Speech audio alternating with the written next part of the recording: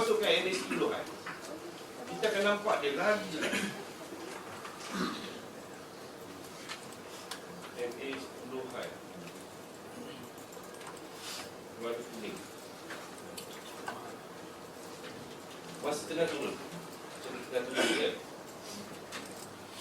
Kalau line merah ni tadi, dia agak dekat juga dengan candle ni. Line kuning ni lagi jauh. Lagi jauh. Dan dia condong.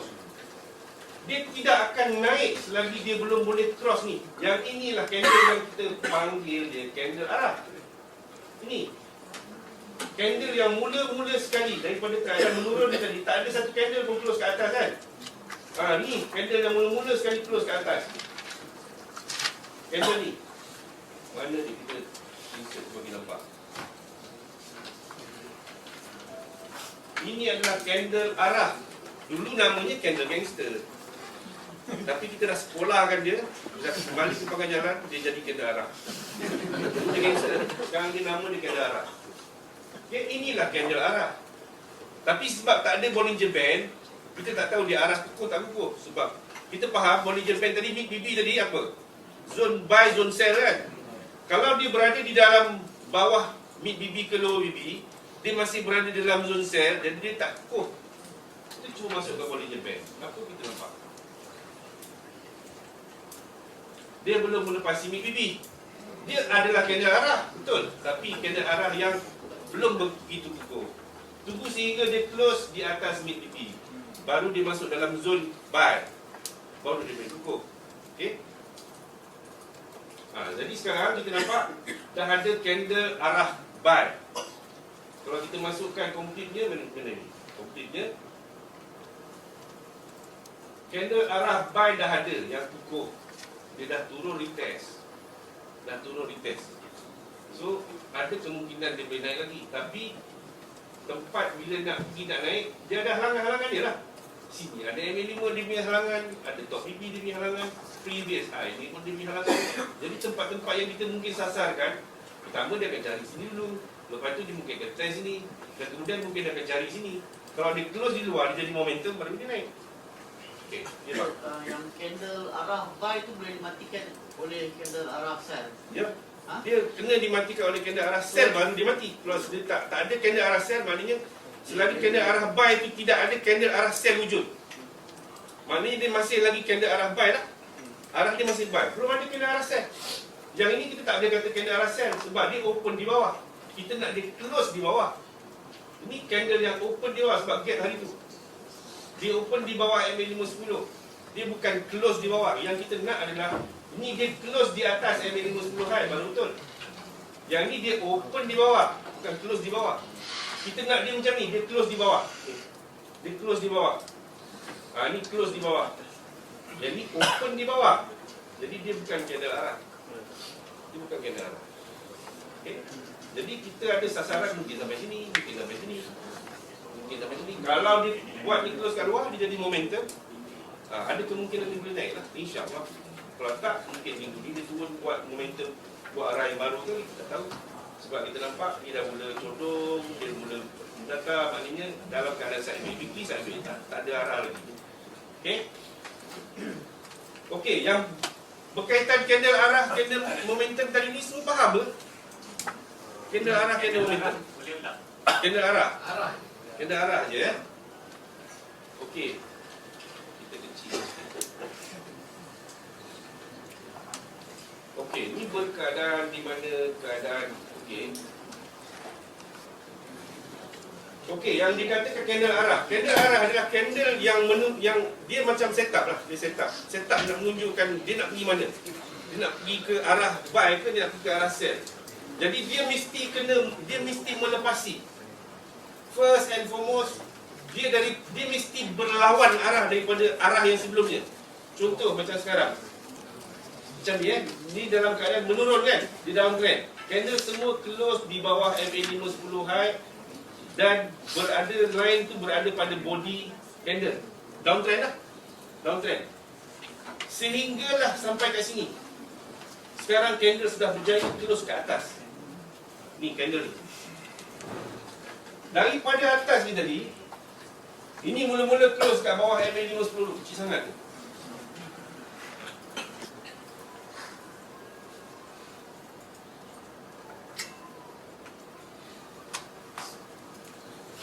Ni candle yang mula-mula cross MA510 low. Dia menjadi candle arah. Dan dia adalah candle arah yang kukuh sebab dia melepasi MACD. Dia dah masuk dalam zone sell. Betul? Kita nak tunggu dia nak masuk kat sini, kita tunggu dia retest. Retest kat sini lah. Ini di weekly. Kalau kita nak tunggu berapa minggu tu? 1, 2, 3, 4, 5, 6, 7 minggu. 7 kali 7 minggu berapa bulan? 2 bulan tu. 2 bulan kita pun dah dapat entry. Kita dah nampak ada ni, jangan tunggu entry di sini. Tengoklah di daily, tengok dashboard. Kita boleh dapat entry di time yang kecil. Okay? Tapi kalau kita tengok di weekly, sinilah entry kita. Entry dia. Tetapi bila dia dah ada candle arah, inilah arah. Bila candle yang mula-mula close di bawah tadi tu. Dan sepanjang penurunan ni tadi, ada tak candle yang close di atas line merah dengan kuning ni? Close ke atas? Tak ada. Dia tak ada satu batang candle pun yang berjaya close kat bawah dia.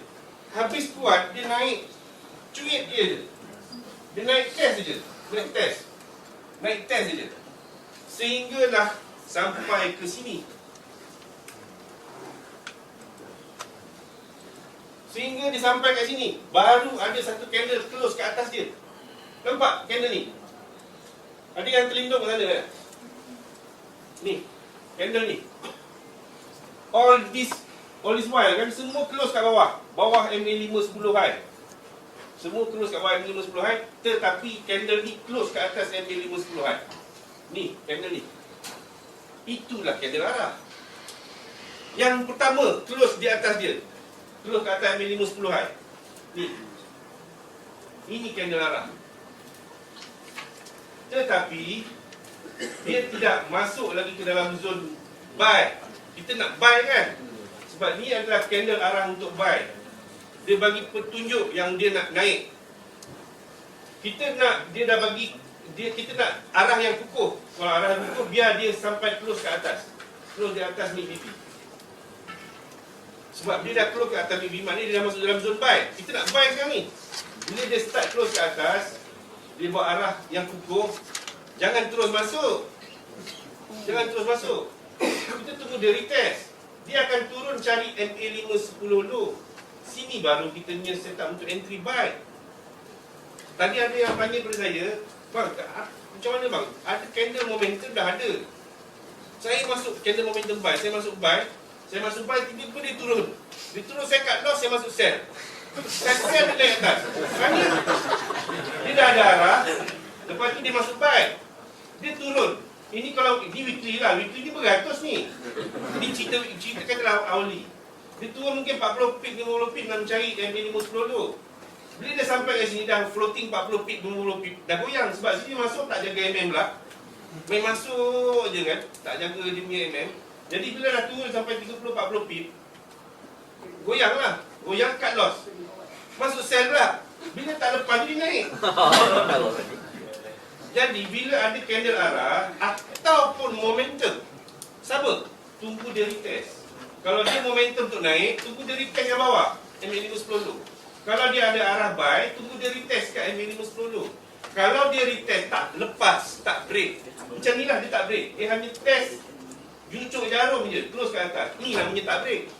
Kalau dia break, dia jadi macam ni, dia break, dia close ke atas. Kalau dia break dan close kat bawah, maknanya tak jadi candle arah ni. Candle arah ni dah tak milik sebab dia dah buat arah yang baru. Jadi tak boleh masuk buy. Faham? Faham kan? Jadi bila ada candle arah, sebaiknya ini arah yang kukuh, ini arah yang valid. Bukan kukuh, arah yang valid. Ini valid sebab ciri-ciri dia, nanti Abang akan cerita. Ciri-ciri dia kena melepasi MA510. Jadi dia ciri-ciri dia valid. Tapi tak kukuh sebab dia tak melepasi MACD. Bila dia melepasi MACD baru kukuh. Tapi dengan syarat dia mesti melepasi MACD dan MA5 juga, MA5 MA10. Walau dia hanya melepasi MACD tapi tak lepas MA5 10, tak valid. Dia mesti syarat dia mesti lepas MA5 dan MA10. Untuk candle arah, dia mesti lepas MA5 dan MA10. Yang bertentangan lah. Dia mesti melepasi MA5 dan MA10. Kalau dia melepasi MA5 dan MA10, tak melepasi MACD, masih lagi candle arah. Tapi kalau dia melepasi MACD, tidak, ni melepasi MACD lah. Candle ni semua melepasi MACD, tapi tak lepas MA5 10. Ini bukan arah. Candle yang ni bukan arah. Walaupun dia melepasi UVB, atas UVB kan, dia bukan candle arah. Yang arahnya adalah itu. Ini ada arah. Kita bila berlaku candle arah ni tadi, tunggu dia retest. Tunggu dia retest. Dan retest ni tadi, tunggu dia close. Close betul-betul tak memecahkan line ni tadi. Maknanya dia tak close kat bawah. Dia tak berjaya close kat bawah ni. Itu yang kami dia tak boleh break. Kalau dia break, maknanya dia close kat bawah. Kalau dia close kat bawah, dia jadi apa? Dia jadi arah yang baru. So arah yang ni dah terbatal. So bila dia jadi arah yang ni, kita nak tunggu dia retest balik sini pula. Itu yang dulu saya pernah hantar tu, dia bala pantun. Ni dah ada keluar pantun, dia balai. Kalau ni balas, dia jadi arah yang baru.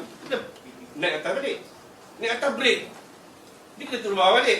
Turun bawah break lah lagi. Naik atas balik. Dia berlaku apabila sideway. Masa sideway tadi kan kita nampak BB menata je, BB pun menata je. Masa tu dia akan ada arah buy, arah sell, arah buy, arah sell, arah buy, arah sell. Masa di tengah sideway tadi tu, candle arah menipu kita. Tak apa-apa, tak cun nak pakai. Tapi bila dia dalam keadaan sideway ni tadi, saya lebih suka candle momentum. MB5 dan MB10 high, MB5 dan 10 low. Termasuk pada sini MB5 10 low. Warna putih yang tak ada setup itu, warna putih untuk low. Okey. So ni perbezaan di antara keadaan di masa dia tengah turun menggunakan MA5 10 high dan ni semasa tengah turun masih guna MA5 10 low. Benda yang sama. Ya? Benda yang sama. Masa turun kita nampak jelas. Serat balik semua duduk dekat bawah line merah dan kuning. Dan kita tengok susun atur line tu pun kita tengok juga. Masa dia tengah turun macam ni, tengok line kuning duduk dekat atas. Dan ni masa tengah turun, line putih dekat atas. Masa dia tengah nak naik, dia terbalik sebab dia dah bersilang kat bawah. Tapi yang persilangan ni tadi bukan signal kita. Bukan signal kita. Tapi bila kita nampak, bila full punya setup, bila kita dah masukkan setup yang full macam ni, chart kita nampak putih di bawah purple. Putih bawah purple. Ini tengah naik. Kita susun atur tu tadi pun kita boleh baca Kita boleh baca. Sebab benda ni semua adalah logik sahaja. Logik sahaja. Benda yang kita gunakan teknik BBMA ni tadi, apa yang kita cerita kat sini, saya cerita kat bawah cerita, adalah hasil pemerhatian saja. Bukannya hasil formula sana, formula sini kita calculate D by X, tak ada. Dia bukan rocket science punya teknologi, tak.